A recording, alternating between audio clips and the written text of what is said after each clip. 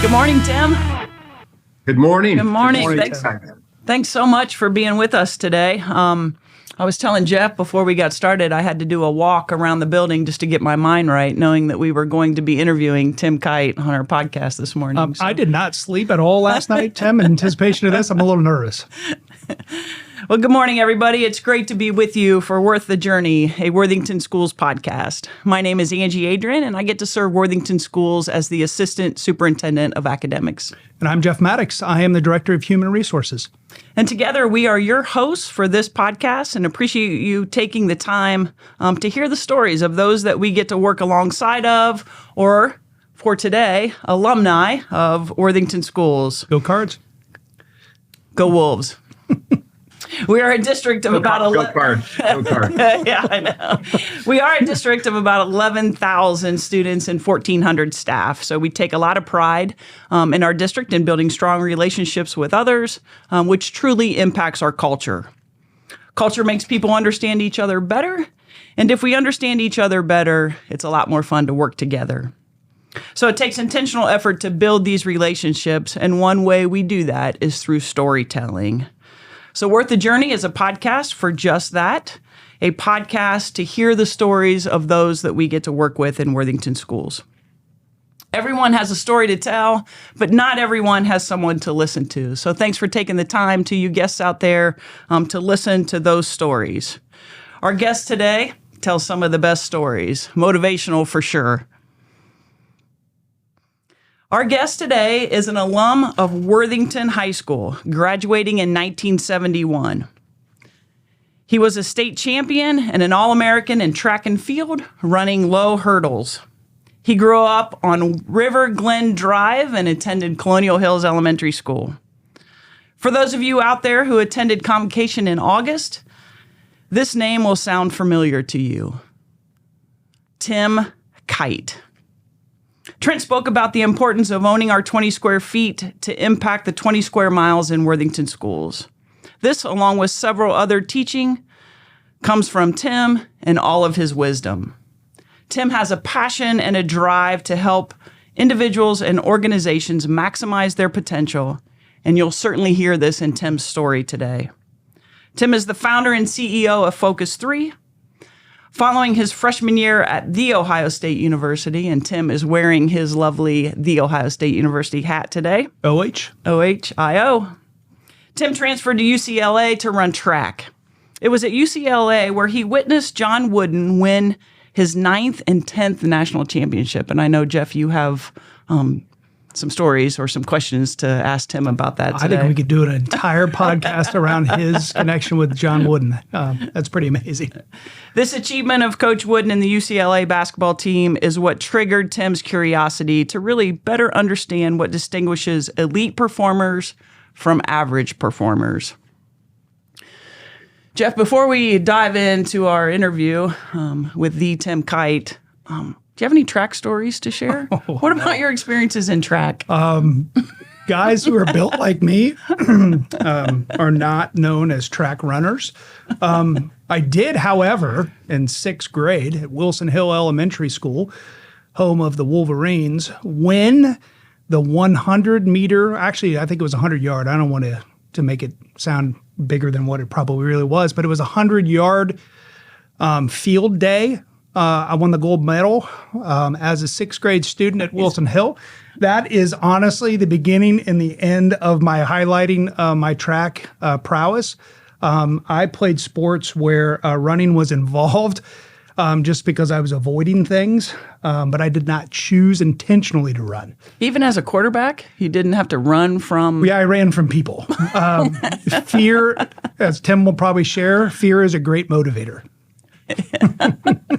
And my experience with running or with track was that I worked harder to not have to do it. I should have just done it, but I worked harder to try to get out of it.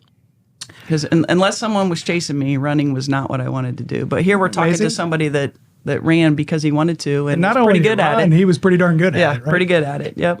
So Tim, welcome. Thank you. And by the way, I chose hurdles because just running by itself can be boring. So I figure if you've got hurdles, you got something to do when you run. It's it's a lot more exciting, and it's not as monotonous as That's right. That makes sense. I was recruited in middle school to run track, but I threw the discus and the shot put and did long jump. So, any of the field events was this might come was as my not track come as, I was not recruited to run track. Well, Tim, thanks for being here. Tim, you grew up in Worthington. Tell us a little bit about your childhood in Worthington. Yeah, you mentioned River Glen. We grew up in Old Worthington and on 36 East River Glen Drive. Tremendous memories. Small little house. There were 5 of us Kight children. I was number 2, 4 boys, 1 girl. I remember distinctly, and I've told these stories to my family over the years. We all 4 boys were in one bedroom, and my sister got her own bedroom. And we had 2 bunk beds in our room. So it was just packed with the 4 boys, and lots of fun times. I mean, I just remember so many vivid memories of life on that street. And life was very different that time. And we would go outside and play, and there was no adult supervision. No one was concerned. And my mom would come out at 5:45 in the evening and ring a cowbell. And we would hear it, and then we would come, and that would be dinner time. And then dinner would be over. We'd go back outside again. And we lived probably, I don't know, a couple miles from Colonial Hills. And I walked to school to and from every single day. As long as as back as I can remember, it was just a whole different era, right? And there was a creek between my house and school, which my mother would remind me every single day, do not stop in that creek because it's got water and mud, and don't come home with. And of course, what did I do as a boy and there's crawdads and little minnows and stuff, and I would do my best to stop at that creek and not get wet, not get muddy, and sometimes successful, sometimes not. But my mom was wonderful on that. And as I got older, the Worthington pool became a big part of our summer, every single summer. And we would ride our bikes from our house in Old Worthington, up High Street, down 161, past the high school, and go to the pool. Again, on our own. And so lots of fond memories. I love growing up in Worthington. So that was elementary school. And then we moved to Worthing Way, and I was in 8th grade. And I'd gone to Kilbourne Middle School. And maybe a medical school now. I don't know. It is not. It's still middle school. Yeah, and then of course Worthington High School. Back then, there was only one. It wasn't Thomas. It was just Worthington High School. Right. Again, so Tim, I happened to be looking through. Speaking of high school, I happened to be looking through some of the old yearbooks. So I found this 1971 yearbook, and I have to. You won't be able to see the picture, but I can certainly send it to you. But on page 21 of this yearbook, senior tie, softs, and float rivalry. And then there's this picture of the annual homecoming bonfire. And then below that is Queen Becky waits tensely for the outcome of a play. Below is co-captain Tim Kight, who bestows the traditional pregame kiss to Becky Hall. Mm-hmm. Do you remember that kiss? Absolutely, I do. I do. Do you think Becky remembers that kiss, Tim? Oh, sure. I'm sure. She's going to hear this podcast and reach out to me. Probably. But here's the backstory on that. Please tell, Tim. Yeah. So we had, I think, 3 captains: Rick Page, myself, and Jack Savage. And Becky Hall was Jack Savage's girlfriend. Oh, awkward. And I forget exactly how it happened, but I was the one chosen to bestow the traditional pregame kiss for Becky. And Jack and I were friends and everything. We joked about it, but that's the other little fun thing about it, is that I was dating somebody else and he was dating Becky, and I was the one who gave that and kiss to Becky. She looks ready for the kiss, for sure. She looks happy. She does. She's smiling and looks ready for the kiss. I like to see the after picture.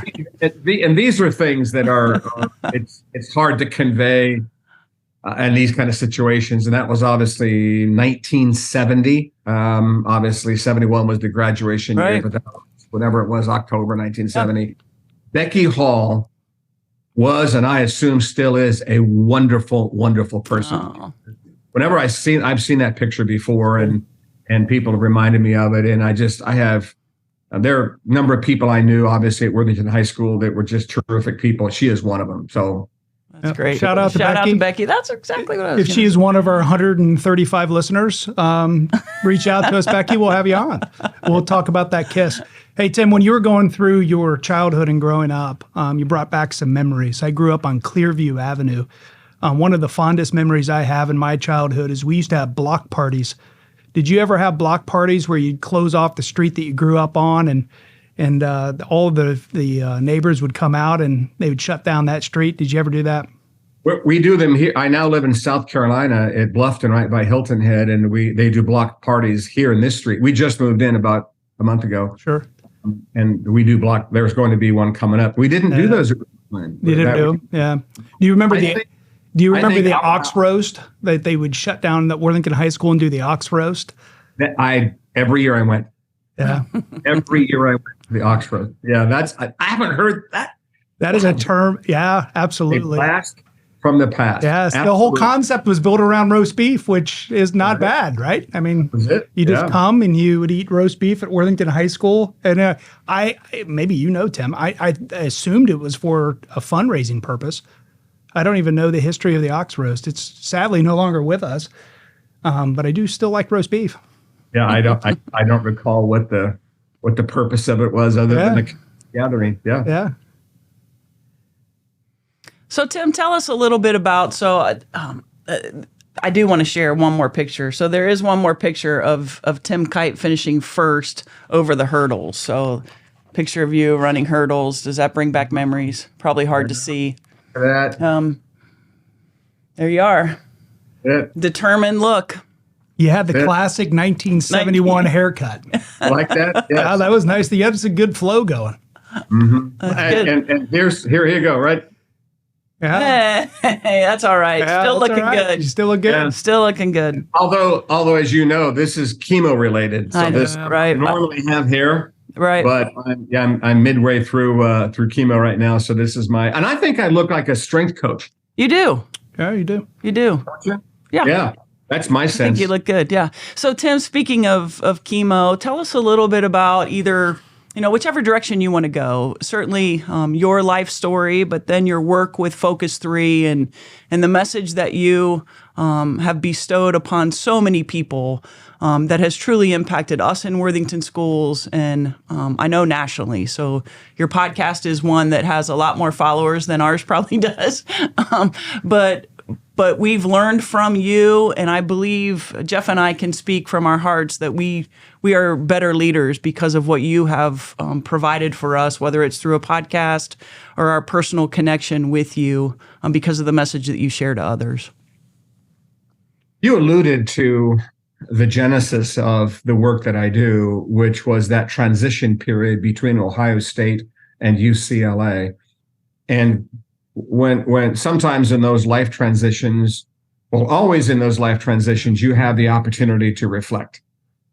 And I remember thinking when I made the transfer from Ohio State to UCLA that it occurred to me it was an opportunity to look at my life and keep doing the things that were successful, improve the things that were okay but should be better, and to change some things that needed to be changed or eliminated.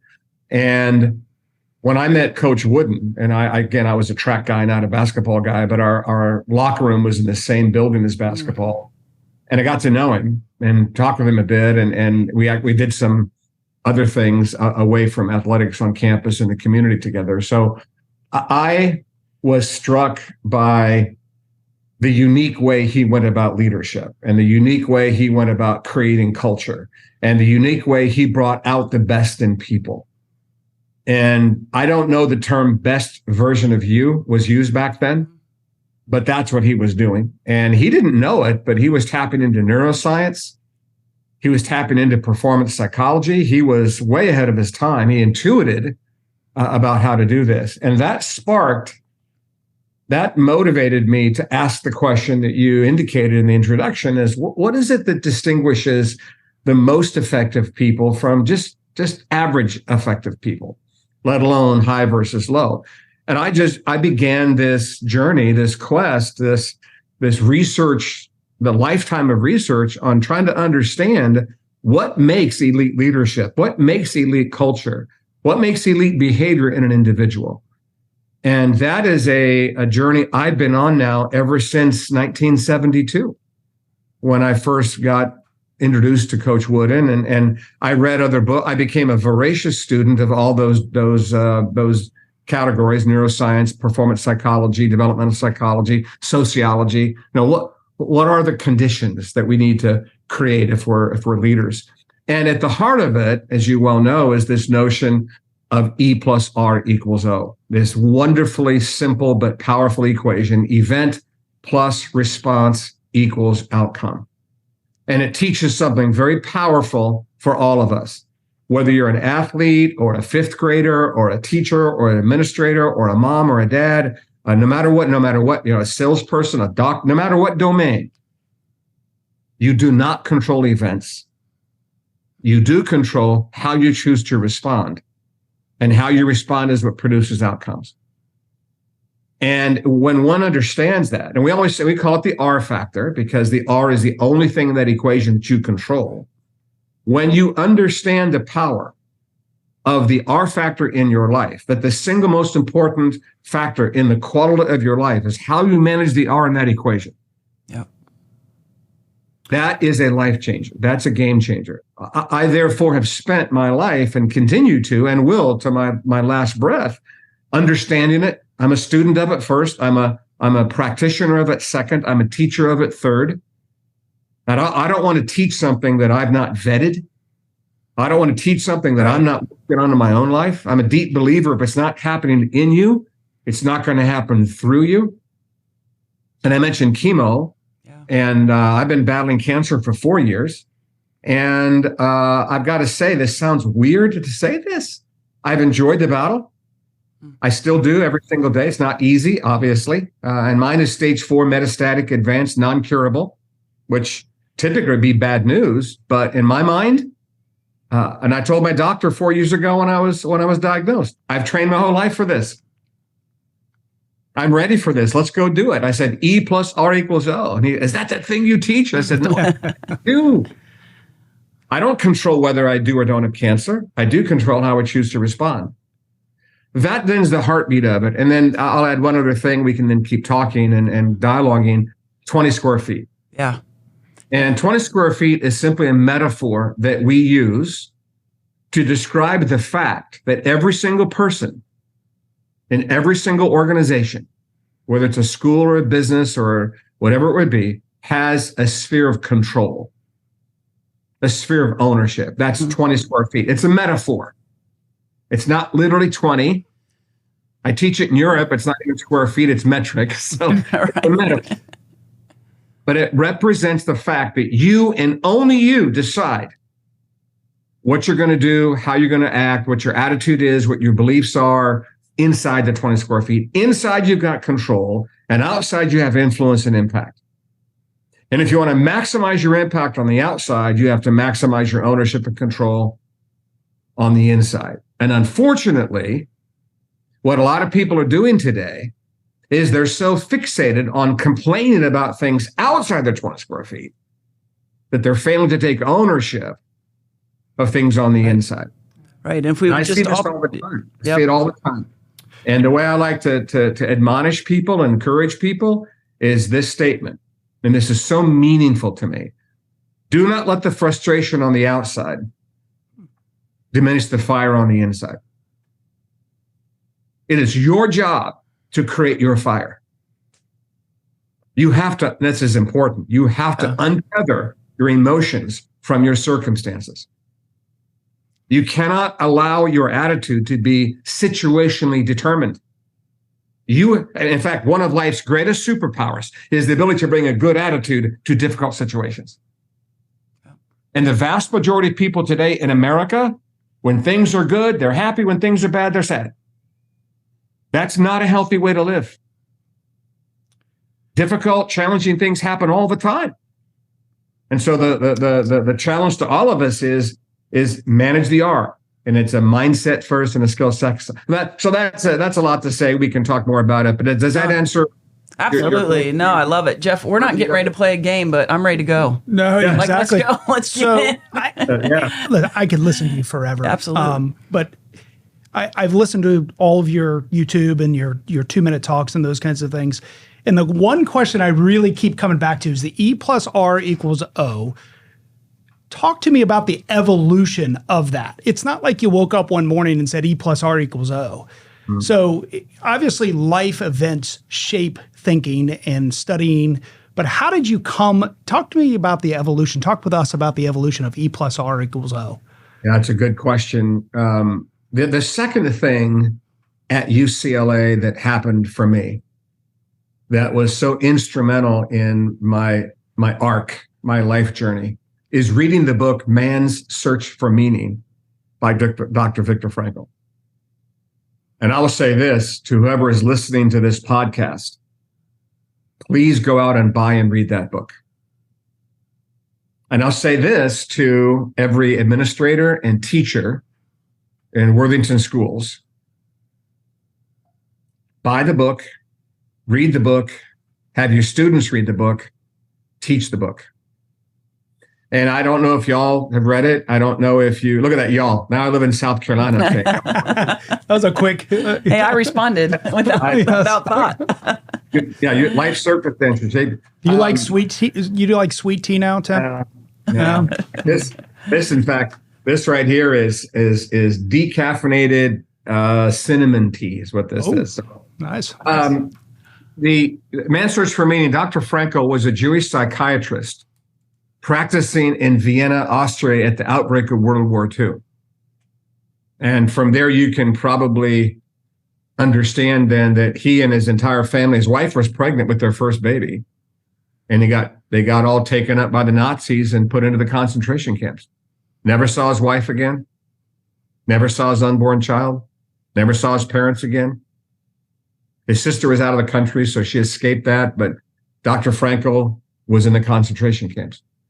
And he had the strength of heart. He had the wisdom. He had the internal resilience to observe himself, the guards, the prisoners, the capos, they're called, who are the Jewish kind of co-conspirators with the Nazis, the ones who compromised. He observed everyone, and he wrote about it. And when I first read the book, I didn't know E+R equals O, but what Dr. Frankl writes about in the book is a very famous statement. He goes, they could take away my liberty, but they could never take away my freedom. And man's final freedom is the choice that he makes of his attitude in response to any given situation in life, even a concentration camp. But that was his choice.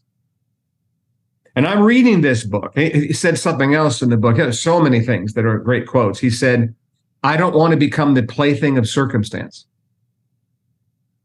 He said, if I survive this, I want to be found worthy of my sufferings. And he viewed the concentration camp as a test of what he described as your inner hold, your character, your inner strength, your ultimate identity. And talk about owning your 20 square feet. Right. Talk about mental toughness. Talk about resilience, all these things we want in our lives. Talk about a life that was lived with courage despite horrific circumstances. Now, I'm 19, 20 years old reading this book. I'd come off a national championship as a high school kid. And I thought I was at the top of the world. I thought I was the man. And I read this book, and it drove me to my knees. Because I read the book and I'm looking at myself, asking myself, if I was in that situation, what would I do? Using language I use today, if that was my E, what would my R be? And I concluded I wasn't that kind of a person. Right. I wasn't that strong. I wasn't that courageous. I didn't have that strength of character. He describes, in fact, they electrified the fences in these concentration. He was in two of them, one of which was Auschwitz. they electrified the fences. And many of the Jewish prisoners, when they found out what was going on inside those buildings, the torture, the gas chambers, they would throw themselves on the fence to commit suicide. I read that and I go, that would have been me. Yeah. I'd have given up. Yeah. I began asking the question then, how do you become that kind of a person?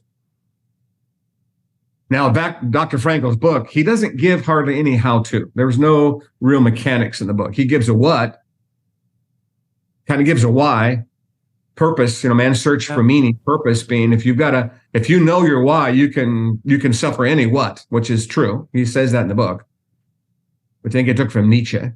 But I began the quest of how. Okay, what are the inner mechanisms? What are the disciplines? What are the mindsets? What are the skills to become that kind of a person? And that started for me in 1972, 73. And I began to study. The first thing I built along these lines was called Personal Best. And it was 10 life skills for becoming the best version of yourself. And during the teaching of Personal Best all around the world, I ran into the equation E+R = O. I didn't author that equation. I know no one knows who did. There's no definitive validated origin for it. Apparently, some psychologist in Los Angeles, it might be attributed to him. But I read it and I thought that captures everything that I'm trying to do. That's the heuristic. That's the framework that houses my work for behavioral discipline and mindset. And then I began to then work on, all right, what's the mindset and skill set for managing ER, no matter what E you have in pursuit of optimal outcomes. And that's the history of where it came from. Yep. That's great. Tim, I talked about this a little bit in the intro, but every year, Dr. Trent Bowers, our superintendent, holds a convocation. So all staff come together at now Thomas Worthington High School, so used to be Worthington High School, and brings everybody together and shares a message. And so that message this year was really focused on owning your 20 square feet to impact 20 square miles of Worthington schools. So Worthington schools is about 20 square miles. It's close. It's close enough that we did 19 point something, but owning your 20 square feet to impact the 20 square miles of Worthington schools. And so keeping that in mind, we talked about you at the convocation, but keeping that in mind, talk to us a little bit about that message that we share with teachers, staff. We know that there is a teacher shortage. Our teachers, we believe, are very fortunate to work inside that 20 square mile of Worthington schools. What are some of the messages that you might give to teachers or other staff who aren't in those traditional classrooms about the job that they get to do for students and community every day? How is it that a teacher would own his or her 20 square feet in Worthington schools? What does that look like in your mind? Yeah, I've got a heart for the education world, as you know, Angie, a tremendous heart for education. I think we've installed our system in over 100 school districts now in the United States and growing, so we're answering that question. We're having this conversation with lots and lots of administrators and teachers. It goes back to E+R = O, 20 square feet, E+R = O go together. And I like to say the R factor is the toolbox to equip people to own their 20 square feet. Okay. The R factor is the toolbox that equips people to own their 20 square feet. So the E is stuff that comes into your 20 square feet from the outside. The R is what you choose to do in your 20 square feet. And the O is the output, is the impact you have as a result of how you manage your R. And one of the ways a teacher could think about this is you're going to get lots of events every day. I mean, innumerable events. Very true. And the thing that you control is your response. And we've got a toolbox around it. And the toolbox has these 6 disciplines. And I'll give them to you real fast. And you know what they are probably. But the 6 disciplines of R factor. And this is how a teacher would, number one, manage and own her or his 20 square feet. manage their 20 square feet. And it's how students would, and it's how I do. And it applies to all of us. Here are the 6 disciplines. Press pause. Get your mind right. Step up. Adjust and adapt. Make a difference. And build skill. And that's the fruit of 40 years of research on my part on how would someone own their 20 square feet using the E+R = O. That's great. And I know Jeff wants to talk about mind right. So he and I have spent a lot of time talking about getting your mind right. And I said I even had to get my mind right before we started this podcast this morning. I had to focus. We're talking to Tim That was Kight. perfect, actually. I need to focus. But ask your questions about mind right. Angie, can I make one other comment in response to your question about a message to teachers? Yeah, absolutely. absolutely. Other thing that we talk about, and some of you have read the book Above the Line that I helped Urban story of the national championship in 2014. And at that time, we called it above the line, below the line. A lot of our clients still use that language. When I talk to elementary school kids, I call it on path, off path. Okay. But we now use the language, have now for years, discipline over default. Discipline over default. And discipline is attitudes and behaviors that are effective. And default is attitudes and behaviors that are not effective. You can manage your R one of 2 ways. You can have a default-driven R or a discipline-driven R. And the default-driven R is characterized by impulse, autopilot, and resistance. And it's easy. And there's a lot of social support for it. And the ultimate default R is BCD. Blame, complain, and defend. I got you. And it doesn't work. Right. And discipline is intentional, on purpose, and skillful. And here's a fun Worthington High School little connection. Yes, tell us. I took 4 years of Latin at Worthington High School from Miss Winfred Drum, who, by the way, I think was born just after the Earth's crust cooled. And so she was very knowledgeable about all kinds of things. And she would walk into class every day and say, Salve discipuli. Salve means greetings, and discipuli is Latin for students. The word discipline is Latin for student. It doesn't mean punishment. Right. I learned that at Worthington High School. A discipline-driven life is learned. Right. It's learned. It's a skill set you build. And if you don't do the work to learn it, you slip into default. And we have a lot of people today reacting on default to stuff. And if you've got a default-driven 20 square feet, you're not going to bring best version of yourself to school every day. So your 6 toolbox ideas, perfect. The pause piece, I get human beings can work through the pause. They get to the next step, and that is get your mind right. You're the expert. I got to imagine that's oftentimes where it goes off the rails. So I've heard you say repeatedly, the person you talk to the most is yourself. Yep. So that self-talk is hugely important when it comes to get your mind right. So what strategies do you have for folks to not go the emotional route and stay in the moment to make sure that you in fact get your mind right to keep moving down the path to create a positive response?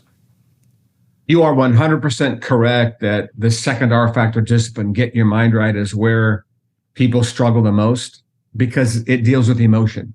Yeah. It deals with emotional impulse. And you're also correct that one of the primary drivers of your emotional state is your internal self-talk. And many people, one, are unaware of the power of their inner voice. They've not been trained. They haven't been taught. They haven't gone through the necessary skill building around that. And so think of it. Let's go back to discipline over default. You're going to have one of 2 voices in your head. You have a discipline-driven voice. You have a default-driven voice. And that it's pretty much binary like that, by the way. You got an above-the-line voice or a below-the-line voice. The below-the-line voice tends to be negative and cynical. And it's loud and it shouts. The above-the-line voice whispers. And what we need to do is detune the default voice and tune up the disciplined voice. And here's a little bit of neuroscience. Emotion feeds on verbal input. The stories you tell yourself, the way you talk to yourself feeds your mental state. If you see negative, talk negative, you'll feel negative, and you will underperform. Period. I'll say it again. If you see negative, talk negative, you'll feel negative, and you will underperform. It will not be best version of you. On the other hand, if you see in a productive way, you talk in a productive way, you're going to feel productive energy, and you're going to operate at best version of yourself. Therefore, in order to get your mind right, you have to intentionally choose. I like to call it productive self-talk, not just positive, productive. Productive. And the self-talk that's productive, it doesn't lie. It doesn't ignore pain. It doesn't ignore sadness. It doesn't ignore emotions. It acknowledges emotions, but then it focuses on what needs to happen. What do you need to do? Right? So you mentally tough people, they feel all the emotions of others, but they don't fixate on emotion. They acknowledge it, and then they focus on what needs to be done. What I've learned and what I teach is you have to prepare your self-talk ahead of time. You have to prepare your self-talk before these challenging events happen. Simple situation. Driving. You drive I-71 from Columbus to Cleveland, you're going to get tailgated. It's predictable. You're going to get cut off. It's going to happen. Heck, you drive 270 around Columbus, it's going to happen. Yep. Hey, you drive Heister, whatever. You choose the road. It happens all over the world. Well, what do most people do when they're tailgated? What's their self-talk? They get angry. It's below the line. They get angry, yeah. And if you call somebody a name, you gesticulate out, give them I'm number one signal, whatever if you see it as a combat, if you see it as an irritation, as a frustration, and you talk negative, you're going to create and feed a negative emotional state, and you're probably going to brake check and get and you've just increased stress, made a difficult situation worse because you chose poorly. What you could say to yourself is this: you could say to yourself, inside yourself, be safe, move over, let them go.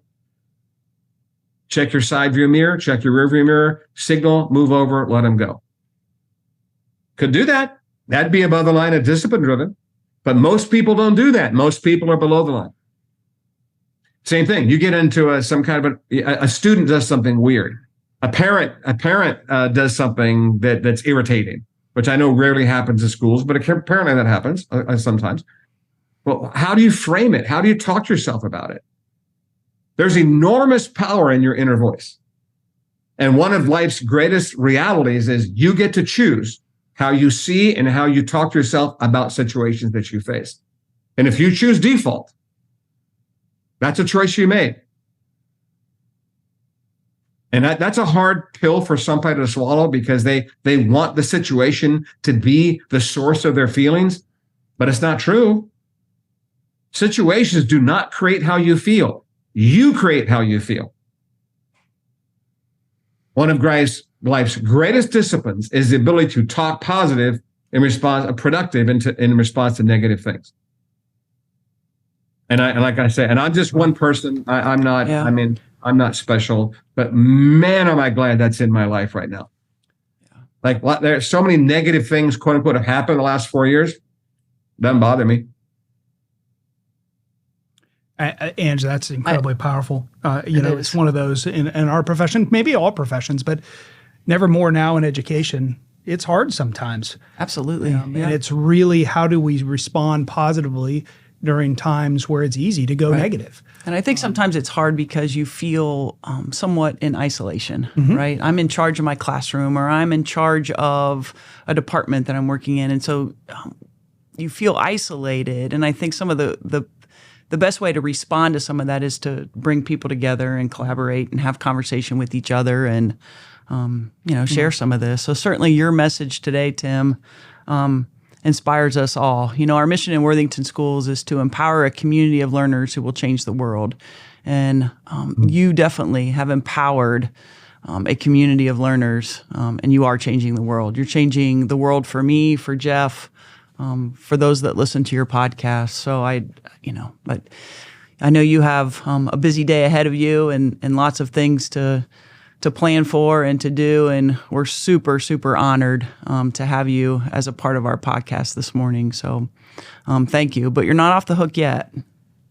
And I want to make sure I give you time too. If there's anything you want to say that you haven't had a chance to say, but once you do that, we have a 15 rapid fire questions that you're going to be responsible for to tell our listeners a little bit more about you. And they're doozies. I mean, never had questions like this they're before. deep questions. So Seriously deep. Seatbelt on. But Yeah, deep thought, good. yep. Anything, Tim, that you didn't get to share that you want to share to our Worthington Schools community, to our listeners out there?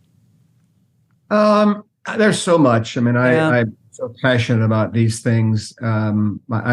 Just another message to the adults in all of the schools, certainly to moms and dads and caregivers and all that, but particularly to the administrators and teachers and classified staff.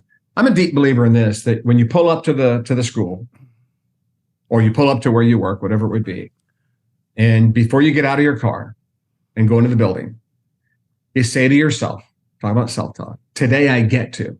Yeah, absolutely. Lead with purpose, serve people, solve problems, and bring energy. I can't wait to go in that building. Love it. And you say that to yourself. Today I get to, not have to, I get to. Lead with purpose, serve people, solve problems, and bring energy. And then go in the building and be that person. Now about noon. Great self-talk.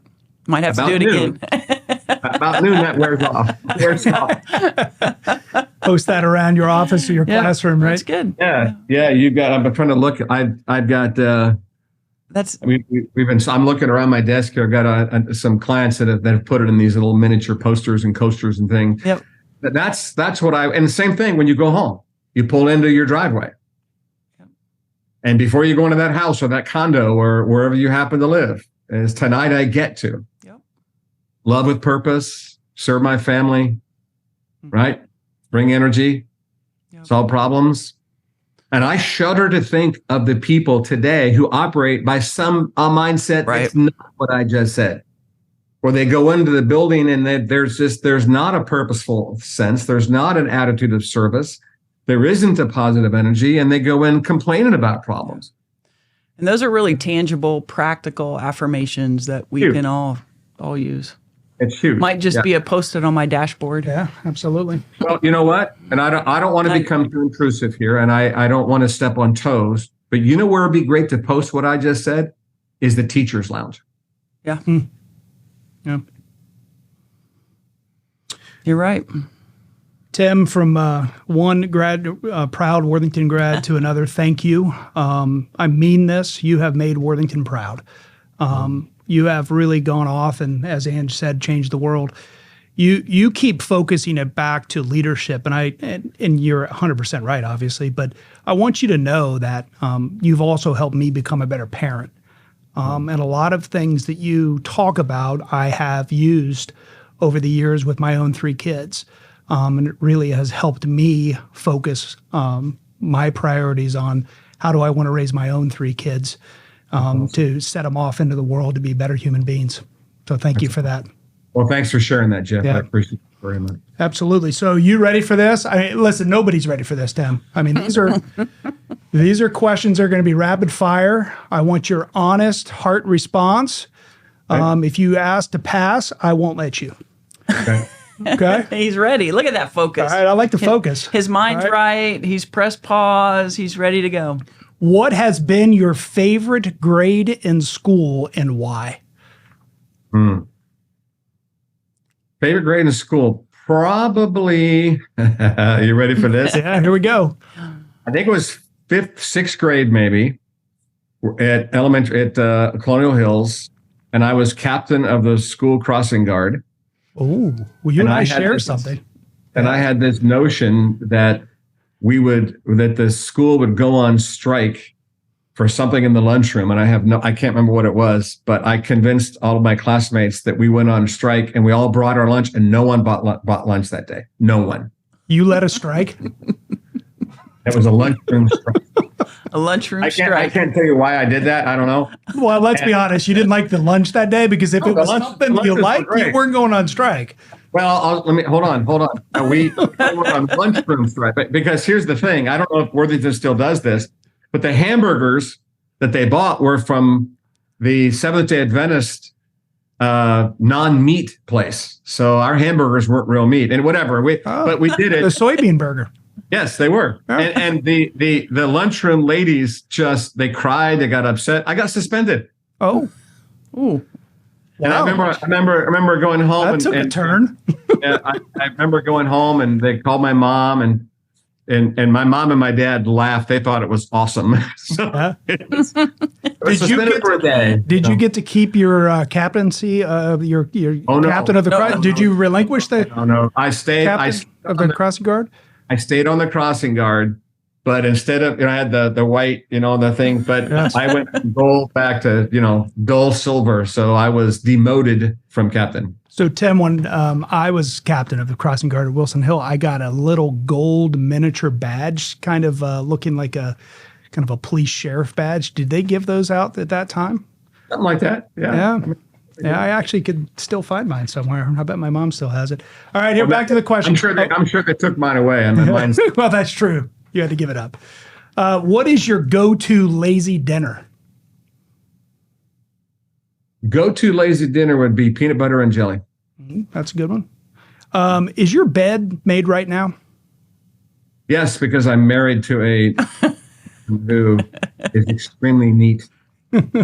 So it's not you. If it was up to you, you would not make your bed. It is funny how you say that. My attitude is, so when we moved here, I kept a condo in Powell, and I never made the bed in the condo because I was doing treatments at the James and plus super involved in stuff in Columbus, and I travel all the time. So we had a place here and a place up there, and I was there alone a lot. I never made the bed. Huh? Heck no. Would you ever appear on a reality TV show?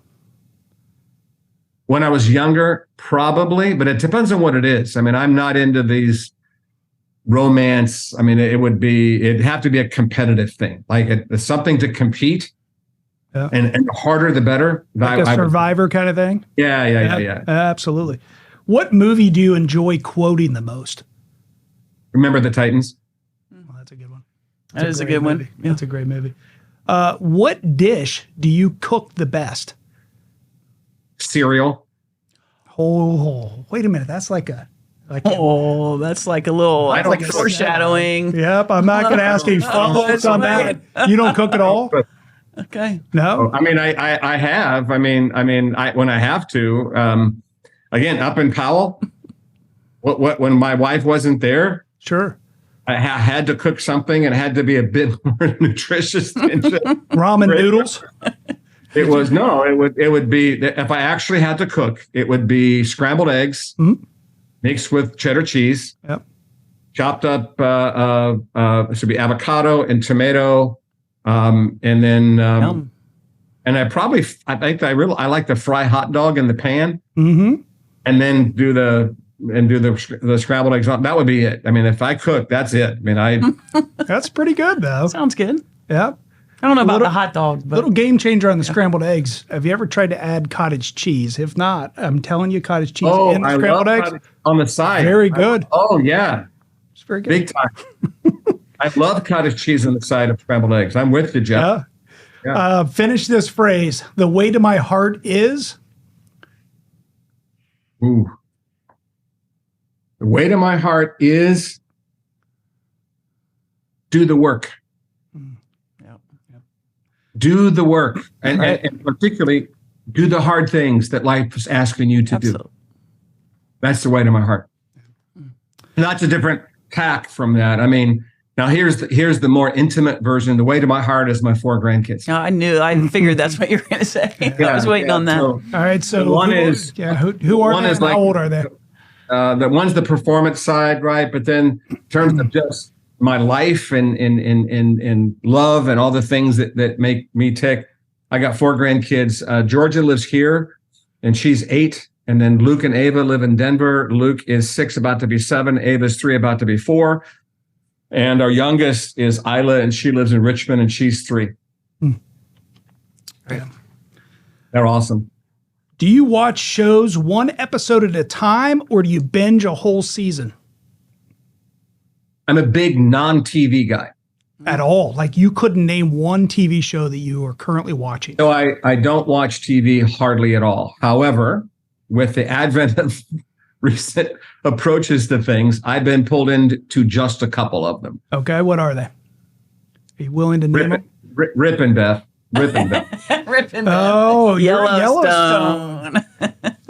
Did you hear Kevin Costner's not coming back for the last season? Yeah, Totally crushed by that. That's part of the whole. I'm so not into the trauma and drama of the celebs. I mean, I don't want to get overly. I mean, too much celebrity worship and stuff. But I did like Yellowstone. It's a pretty darn interesting show, and I binge watched it.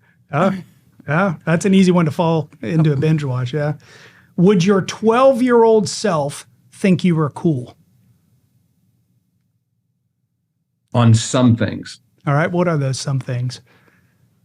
Oh, karaoke would be one. Oh, that was one of my questions. What is your go-to karaoke song? I've got 3. One would be You got 3. Surfing USA. Okay. The other one is Margaritaville. Yeah, he just recently passed. And then my third one would be Zach Brown, song called Toes. Yeah. Nice.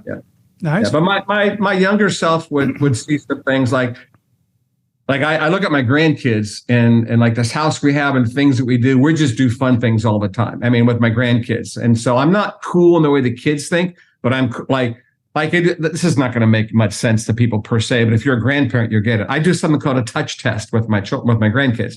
I touch parts of their body and say, does that tickle? Does that tickle? Does that tickle? Does that tickle? Of course, I touch things like that and it doesn't. And I slowly get close to things that do tickle. They just think it's so funny. And then eventually I'll touch this and they'll start laughing. Tickle.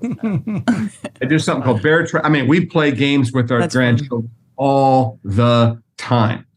And in that regards, yes. Cool. In that regard. You're making memories with them that they'll never forget, Oh, right? huge. They'll do that same game with their own kids someday. It's true. Oh, my children are doing things with their children that I did with them, and it's awesome. Yeah.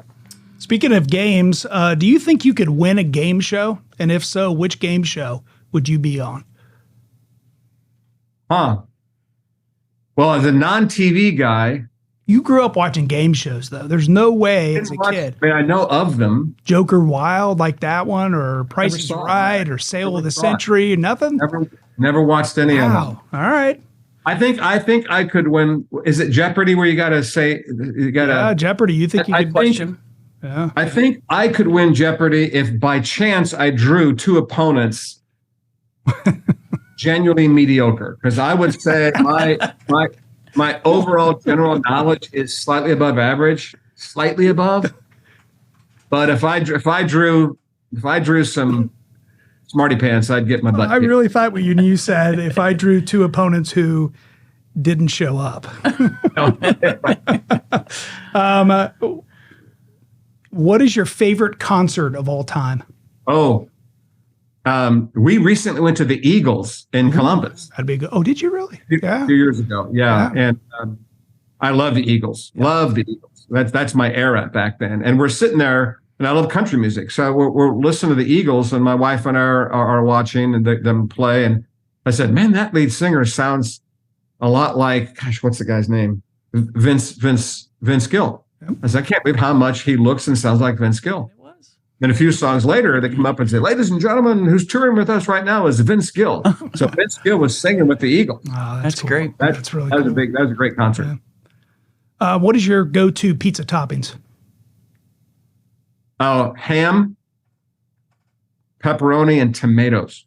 Ooh, tomatoes on tomato sauce. Interesting.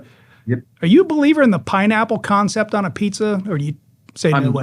I'm neutral. I mean, You're neutral on that one. I actually, the way I like it is if someone if that's at the table or whatever, and I'm allowed to have a slice, I like to take the pineapple off, but there's still a slight pineapple taste. I like that. I have a pizza rubric, and the lowest bar on the pizza rubric is it's all right. I've really never come across a piece of pizza I wouldn't eat. But pineapple, not feeling it. What's your favorite ice? By the way, I'm with you on that. There's no such thing as a bad pizza. There's better and worse, but no bad. No bad. Same thing with science fiction movies. I could get on board on that one too. That's true. There's better and worse, but I watch a C- science fiction movie. Oh, good. That's true. What is your favorite ice cream flavor? Oh, I am a massive Grater's fan. Oh, which one? And it's just, I mean, I like vanilla. Oh, what? Like Did vanilla. you guys plant that? No, I'm not high-fiving that. Okay, I love you, but vanilla there's no way I'm high-fiving vanilla. That is the blandest It's flavor the best. of all time. I love vanilla. We don't have great. I'm totally getting crushed on the vanilla. Yeah, I like, and I don't like cones. I like it in the dish. And the condo we lived in Powell was just down the street from the Grater's there, so next to City Barbecue. So I was known to visit that Grater's. It's good. Very good. All right. All of these questions lead up to the most important question of all time, and that is, what is the greatest cereal of all time? There isn't any question in my mind. Oh, you just we have a little side bet on this, so I can't wait to see what you're going to say. My wife and I were fishing in Lake St. Clair last weekend up on north of Detroit. A very good friend of mine is a guide up there, and we've known him for 20 plus years. And we used to take our own boat up there, but I've sold that boat because we moved down here. And we were talking about, you fish with somebody that you know, and we fished for 2 full days, and we had all kinds of questions. One of the things we came up, what's your favorite cereal? Listen, you have really cool friends, Tim. I don't know, but they're super cool. And mine is unquestionably Life cereal. I told you. Oh, you nailed that one. High five on that one. We had a side bet on this, and I said I know he's going to say Life. I just have a feeling he's going to say Life. I cannot believe it. I'm fond of grape nuts. That's the worst cereal of all time, scientifically proven. Hold on. Context. And I love Frosted Flakes. Right? but I have to have a very low sugar diet now. Okay. I just have, because sugar feeds cancer, so you have to really have a low sugar diet. And so the cereal that I eat is grape nuts, and I've developed a bit of a taste for that. Is it muesli or muesli? Muesli. Oh no. Oh. Yeah. And you just, and then you have to be smart about that stuff. But man, if I had to choose, absolutely, beyond a shadow of a doubt. Like, as you say that, what's your favorite cereal? I can picture myself at 36 East River Glen Drive, going into the breakfast alcove in that little house, and my mom pouring a bowl of Life cereal. It's cool. I can see it in my mind's eye right now. Yeah. Cereal is one of those things. So I found 2 conversation starters in my life that if you get stuck with somebody and it's kind of awkward, and that is ask them who their favorite teacher is of all time, and they will totally light up. And people become passionate about that conversation. The other one is cereal. Right. It takes you back to a place in childhood. And I can tell you commercials. Remember back in the day, Saturday morning cartoons and the cereal commercials. I love the Waffalo's commercial. I mean, that was a really good one.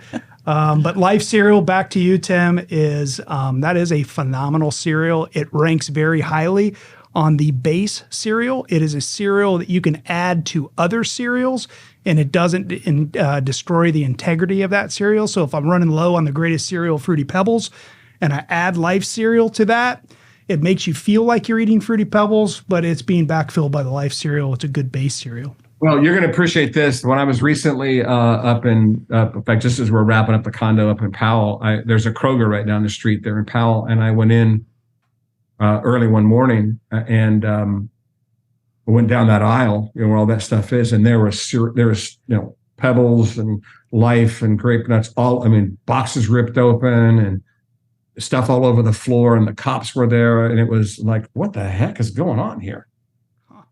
And I saw one of the cops, and I put him off to the side, and I said, what is this? And the cop said, well, we're pretty sure it's a serial killer. You had me. Nice. It's a great way to end. That's a very good way to end. Thank you, Tim, for playing thanks along. so much. Yeah, thanks for being a part of our Worth the Journey podcast, a Worthington Schools podcast, where we acknowledge and share the stories of those that we get to work alongside of in Worthington Schools, or alumni like yourself. So you've made a difference for us in Worthington Schools. And as I said earlier, our mission in Worthington Schools is to empower a community of learners who will change the world. And you certainly have changed our world, Tim. So thank you so much. Yeah, Angie, Jeff, it's my privilege to be on. Thanks for having me. This has been a great conversation. Yep. Thanks, and go Bucks. Go Bucks. Go Bucks. Hey. Thanks, Tim. Thanks, Tim. If you want to hear more, you can find us on our Worthington Schools website and on Spotify. A big thanks to Corey Carter and our communications team for making this podcast a reality. And of course, to our students at The Ohio State University in the communications department. The journey may not always be easy, but it'll definitely be worth it. Thanks for taking care of each other, and have a great day out there.